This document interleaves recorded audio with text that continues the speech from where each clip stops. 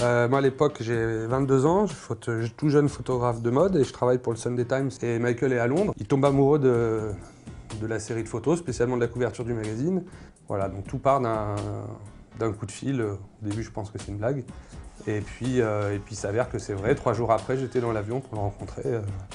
Il est venu plus en Europe pour faire cette nouvelle image, pour que d'un coup, il y ait comme un nouveau souffle. Il a peut-être envie de tourner une page, changer un peu d'équipe aussi. On avait loué un immense hangar de cinéma dans lequel on avait fait 6-7 studios photos. Tu as vu, quand tu lui parlais, c'était quelqu'un, tu disais, tu penses, allez vas-y, do it. Ouais, Hein? let's go, toujours go, partant. do it. Et puis il n'avait pas peur De risques. de se tromper, voilà, de Non, prendre des risques aussi. de prendre des risques. Au début, tu te rappelles, quand tu l'as fait avec la couverture, on aurait dit un petit garçon, il a dit, oh, et si on changeait les cheveux? Il a dit, ok. Ouais, il avait quand même tous ses cheveux longs, c'était quand même son image, et il s'est fait couper les cheveux. Quand on est rentré à la cabine, il a dit, oh, putain, Michael, c'est génial, on aurait dit qu'il avait 15 ans. Oui, il avait envie d'être étonné en fait. L'idée aujourd'hui, j'ai récupéré quelques centaines de pièces. Cet objet là, donc, ils ont appelé chez Pierre Berger un coffret luxe. Ouvre-le.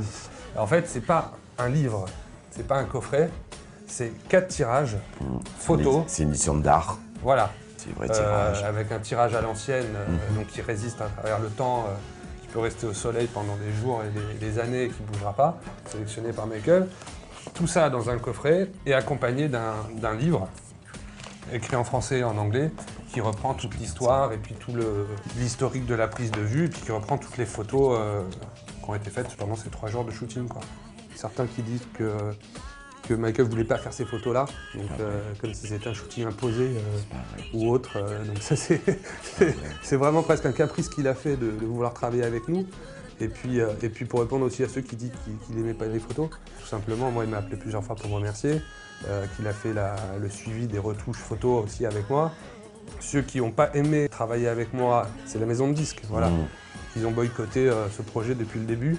Oui. C'est Michael qui, pendant des mois, parce qu'il y a eu des mois de négociations, 3 mois de ça se fait pas.